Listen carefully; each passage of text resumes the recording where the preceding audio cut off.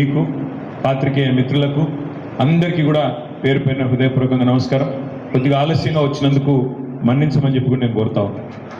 ఒక్కసారి ఇక్కడ గ్రాడ్యుయేట్లు ఎంతమంది ఉన్నారో, ఓటర్లు ఎంతమంది ఉన్నారో ఒక్కసారి చేయలేబట్టున్నాను. ఇది నేను నమ్ముతలేను ఎందుకు. ముందే లింగన్న చెప్పినట్టు అడుగుతాగా అందించండి. ముందే లింగన్న చెప్పినట్టున్నాడు, రామన్న అడుగుతాడు, రాంబాబు అన్న పక్కా చెప్తున్నాడా. అందరికీ థ్యాంక్ యూ. అంటే మన కార్యకర్తలు కూడా గ్రాడ్యుయేట్ ఉంటారు కదా. ముందుగా నాకు గుర్తొస్తున్నది అలా నకరేకల్లో ఏంటిది అంటే, సరిగ్గా 6 నెలల కిందట ఇదే నకరేకల్కి ఆనాడు లింగన్న పిలిస్తే నేను వచ్చినప్పుడు మీ అందరికి నేను విజ్ఞప్తి చేసిన తర్వాత కేసీఆర్ గారు కూడా వచ్చినారు. సార్ కూడా చెప్పిండు, తమ్ముళ్ళు నకరేకల్లో మోసపోతారు, కాంగ్రెస్ వాళ్ళు చూపెట్టే అరిచేతిలో వైకుంఠం అనే సినిమాతోని మోసం జరుగుతుంది, మోసపోతే గోసపడతారు, ఆలోచించి ఓటేయండి, ఆగం కాకండి అని పదే పదే చెప్పిండు.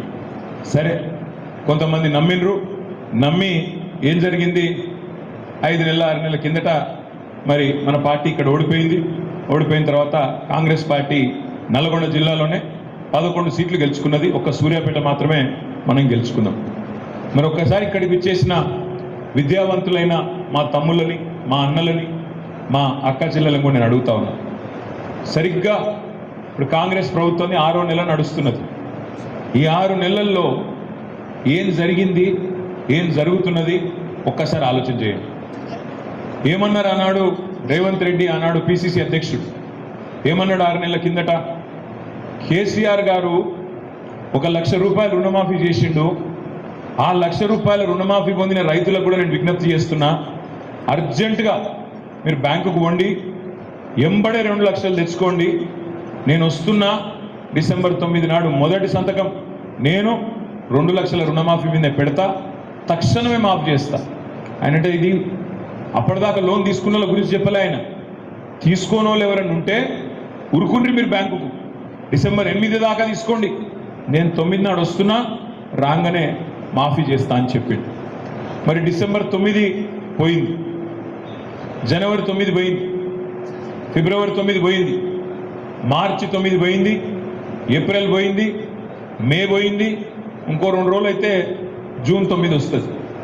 మరి రుణమాఫీ విషయంలో రేవంత్ రెడ్డి గారి ప్రభుత్వం 9 డిసెంబర్ నాడు మొదటి సంతకం అని చెప్పి, మొదటి రోజు అని చెప్పి ఉదరగొట్టిన ప్రభుత్వం.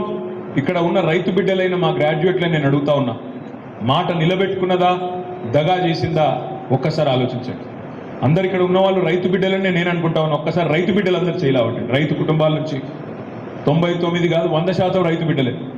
మీరు ఆలోచన చేయండి. అదే మాదిరిగా రేవంత్ రెడ్డి గారు చెప్పినారు, అరిచేతిలో వైకుంఠం అనే మాట నేను ఉత్తగానే చెప్పలేదు. కేసీఆర్ 10,000 ఇస్తున్నాడు రైతు బంధు, భారతదేశంలో ఎవలియలేదు ఇండిపెండెన్స్ వచ్చినప్పటి నుంచి, నేనే మొదటి వాడిని అని చెప్తున్నాడు. నేను వస్తే 15,000 ఇస్తా అన్నాడు. కేసీఆర్ గారు రైతులకు మాత్రమే ఇస్తున్నాడు, భూ యజమానులకు మాత్రమే ఇస్తున్నాడు, నేను వస్తే కౌలు చేసుకునే రైతులకు కూడా ఇస్తా అన్నాడు. కేసీఆర్ గారు రైతులనే పట్టించుకుంటున్నాడు, నేను రైతు కూలీలను కూడా పట్టించుకుంటా, వాళ్ళకు కూడా నెలకు 1000 రూపాయలు ఇస్తా అన్నాడు. ఎన్నింటికి మించి నేను వచ్చిన తర్వాత కాంగ్రెస్ ప్రభుత్వం రాగానే 500 రూపాయల బోనస్ క్వింటాల్కి ఇస్తా అని చెప్పిండు. చెప్పడమే కాకుండా కాంగ్రెస్ మేనిఫెస్టోలో పెట్టిండు. ఏమని?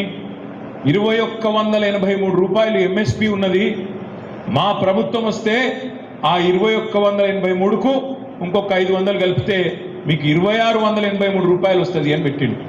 ఇక్కడున్న మా రైతు బిడ్డలు నేను అడుగుతా ఉన్నా, 2183 ఎంఎస్పి దొడ్డు వడ్లదా, సన్న వడ్లదా? 2183 దొడ్డు వడ్లదా, సన్న వడ్లదా? దొడ్డు వడ్లదే కదా, దొడ్డు బియ్యం పండించే వడ్లదే కదా. అప్పుడేమో మేనిఫెస్టోలో పెట్టిందేమో 2183, ఆ రేటేమో దొడ్డు వడ్లది. మరి నిన్న క్యాబినెట్ తర్వాత ప్రభుత్వ నిర్ణయం, పొంగులేటి శ్రీనివాసరెడ్డి చెప్తున్నాడు ఏమని, మేము దొడ్డు వడ్లకి ఇయ్యం బోనసు, సన్నవడ్లకే ఇస్తామంటున్నాడు. నకిరేకల్లో ఇక్కడ కూర్చున్న మీరు రైతు బిడ్డలు, మీరు ఆలోచన చేయాలి. ఎంతమంది పండిస్తారు నకిరేకల్లో సన్నవడ్లు? ఓ 10-15% పండిస్తారా? వాళ్ళు కూడా ఉండరు, 10-15 కూడా ఉండదు, ఎక్కువ 5-10% మధ్యలో ఉంటుంది. యాసంగిలోనైతే సన్నవడ్లు వండనే వండాయి. మన ఉష్ణోగ్రతలు మన కథకు యాసంగిలో సన్నవడ్లు ఉన్నాయి, కరెక్టేనని చెప్పేది. మరి సన్నవడ్లకు బోనస్ అంటే ఇది బోగస్ ప్రభుత్వమా నిజమైన ప్రభుత్వమా ఆలోచన చేయండి. ఒక్క మాటనన్న రైతులకు ఇచ్చింది, ఒక్క మాట 6 నెలల కింద ఇచ్చినా ఒక్క మాట నిలబెట్టుకున్నాడా? నేను ఇంకొక మాట అంటున్నాను, మీరు అనొచ్చు అన్న 6 నెలలు అయింది కదన్నా వచ్చి, ఇంకా 4.5 ఏళ్ళు ఉంది కదన్నా మీరు అనొచ్చు. మేము అడిగినామా మీరు అడిగినరా? 100 రోజులు అన్ని చేస్తాం అని చెప్పమని నేను అడిగినా మీరు అడిగినరా? ఆయనే చెప్పిండు కదా 100 రోజులు 6 గ్యారంటీలు, మొదటి రోజే సంతకం, ఇవన్నీ ఆయన చెప్పినాయి.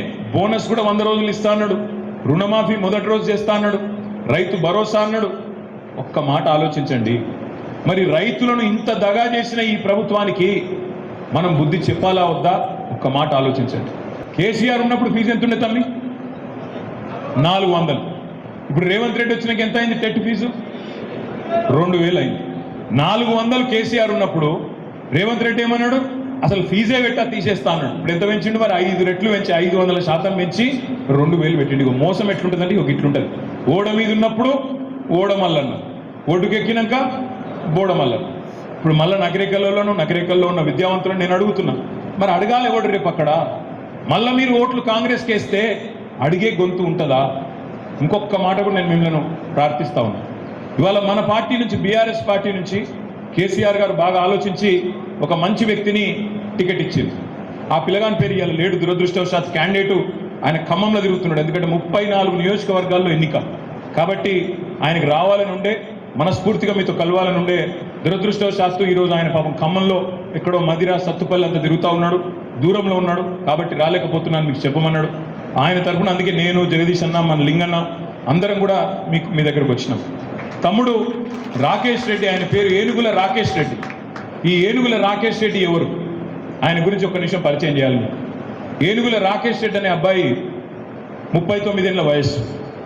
ఆ పిల్లగాడు ఒక రైతు కుటుంబంలో, మీలాగనే ఒక సామాన్య రైతు కుటుంబంలో వరంగల్ జిల్లాలో వర్ధనపేట నియోజకవర్గంలో పుట్టిండు. వాళ్ళ తండ్రి గారు కానీ ఇంకొకరు కానీ రాజకీయాలు ఎవరు లేరు. తండ్రి రైతు, ఒక సామాన్య రైతు. ఆ ఊర్లో పెరిగిండు, వంగాపహాడ్ అనే ఊరు. చదువుకున్నాడు. రైతులందరూ చెప్తారు తమ బిడ్డలకు, చదువుకో బిడ్డ, నువ్వన్న ఉద్యోగం చేయని చెప్తారు. చదువుకున్నాడు. 10th క్లాస్ డిస్టింక్షన్లో పాస్ అయ్యిండు. తర్వాత ఇంటర్మీడియట్ స్టేట్ ర్యాంక్ కొట్టిండు, 9వ ర్యాంక్ కొట్టిండు ఇంటర్మీడియట్లో. స్టేట్ ర్యాంక్ వచ్చింది, మంచి మార్కులు వచ్చినాయి. బిట్స్ పిలానీ అనే ఒక సంస్థ ఉంటుంది, చాలా ప్రతిష్టాత్మకమైన ఇంజనీరింగ్ కాలేజ్. ఐఐటీల తర్వాత అంత ప్రతిష్ట ఉన్న ఇన్స్టిట్యూటు బిట్స్ పిలానీ, రాజస్థాన్లో ఉంటుంది. అక్కడ సీటు సంపాదించి అక్కడ వేయిండు. 4 ఏళ్ల పాటు అక్కడనే ఇంజనీరింగ్ చేసిండు. తర్వాత 2 ఏళ్ల పాటు అక్కడనే ఎంబీఏ కూడా చేసిండు. ఎంబీఏలో గోల్డ్ మెడల్ సాధించిండు ఆ ఇన్స్టిట్యూట్లో. ఇంత ఉన్నతమైన విద్యావంతుడు మన అభ్యర్థి.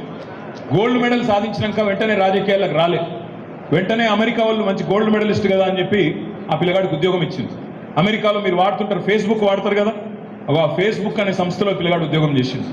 సిటీ బ్యాంక్ అని ఇంకో సంస్థ ఉంటుంది, అది కూడా అంతర్జాతీయంగా చాలా పేరున్న సంస్థ. అక్కడ కూడా ఉద్యోగం చేసిండు. 7 ఏళ్ళు పనిచేసిండు. 7 ఏళ్ళు అమెరికాలో పనిచేసినాక 2012వ సంవత్సరంలో ఇక్కడ తెలంగాణ ఉద్యమం పతాక శీర్షికన ఇక అప్పుడు ఊగిపోతున్న టైంలో నేను నా తెలంగాణకు పోతా, నేను కూడా పనిచేస్తా తెలంగాణ ఉద్యమంలో అని చెప్పి తిరిగి వచ్చి మరి తెలంగాణ ఉద్యమంలో, ప్రజా జీవితంలో అడుగుపెట్టి ఈ 10-12 ఏళ్ళు కష్టపడితే ఇవాళ కేసీఆర్ గారు గుర్తించి మంచి పిల్లగాడు ఉన్నాడు, చదువుకున్నాడు ఉన్నాడు, గోల్డ్ మెడలిస్ట్ ఉన్నాడు, ఒక రైతు బిడ్డ ఉన్నాడు అని చెప్పి ఆయనను తీసుకొచ్చి ఇవాళ మీకోసం విద్యావంతుల అభ్యర్థిగా మేము నిలబెట్టినాం, గ్రాడ్యుయేట్ ఎమ్మెల్సీగా. సరే, మా అభ్యర్థి పరిచయం ఇది. మరి కాంగ్రెస్ అభ్యర్థి ఎవరే? తెల్లారి లేస్తే బూతులు. ఆ న్యూస్ ఛానల్ ఆన్ చేస్తే చాలు, అది యూట్యూబ్ చాలు చేస్తే బూతులు, తిట్లు. తెల్లారి లేస్తే ఇక పెద్దవాళ్ళని తిరిగితే పెద్దోన్న అయిపోతా అనుకొని ఇష్టం వచ్చిన తిట్లు, ఇష్టం వచ్చిన కథలు. కానీ ఆయన గురించి కూడా 2 పరిచయ వాక్యాలు నేను చెప్పాలి. ఇది నా పరిచయం, నేను చేస్తున్న పరిచయం కాదు. ఆన్లైన్ ఉంది, మీరు డౌన్లోడ్ చేసుకోవచ్చు. ఆయన సొంత అఫిడవిట్ ఎలక్షన్ కమిషన్ వెబ్సైట్లో ఉంది. తీన్మార్ మల్లన్న అనే వ్యక్తి ఆయన ఎవరు అని ఆయనే చెప్పుకున్నాడు. ఆయన అఫిడవిట్లో ఏం చెప్పిండల్లా, తీన్మార్ మల్లన్న గారి మీద ఎవరినైతే కాంగ్రెస్ పార్టీ చాలా పరిశోధించి దేవులాడి ఇంతకంటే గొప్పోడు లేడు మా పార్టీలో అని చెప్పి తీసుకొచ్చి పెట్టినరో, ఒక తీన్మార్ మల్లన్న ఎవరు అంటే ఆయన అఫిడవిట్ ప్రకారమే ఆయన మీద 56 క్రిమినల్ కేసులు ఉన్నాయి. 1 కాదు 2 కాదు, 56 క్రిమినల్ కేసులు ఉన్నాయి. క్రిమినల్ కేసులు అంటే ఎటువంటి కేసులు? ఆడపిల్లల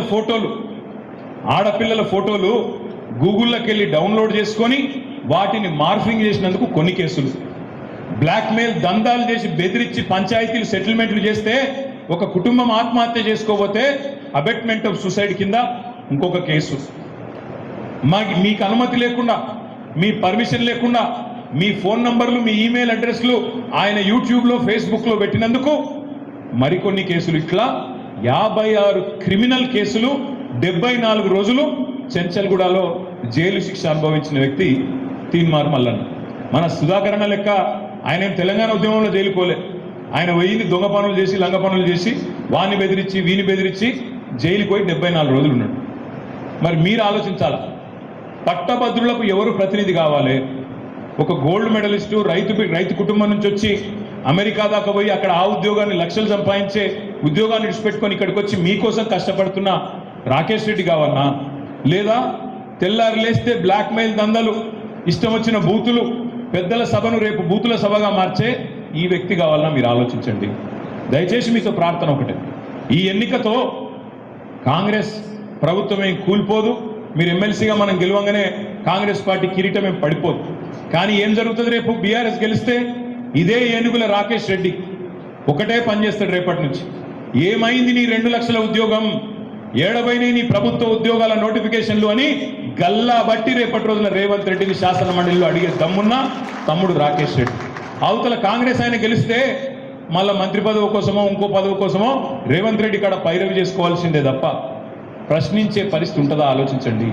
ఈ సమయంలో ప్రభుత్వం 10% టర్మ్ పూర్తయింది వాళ్ళది. 5 ఏళ్లలో 10% టైం అయిపోయింది, 5 నెలలు అయిపోయింది, ఇంకా 90% ఉంది. అన్నం ఉడికిందా లేదా తెలుసుకుంటందుకు కుండ లోపల చేయి పెట్టవలసిన అవసరం లేదు.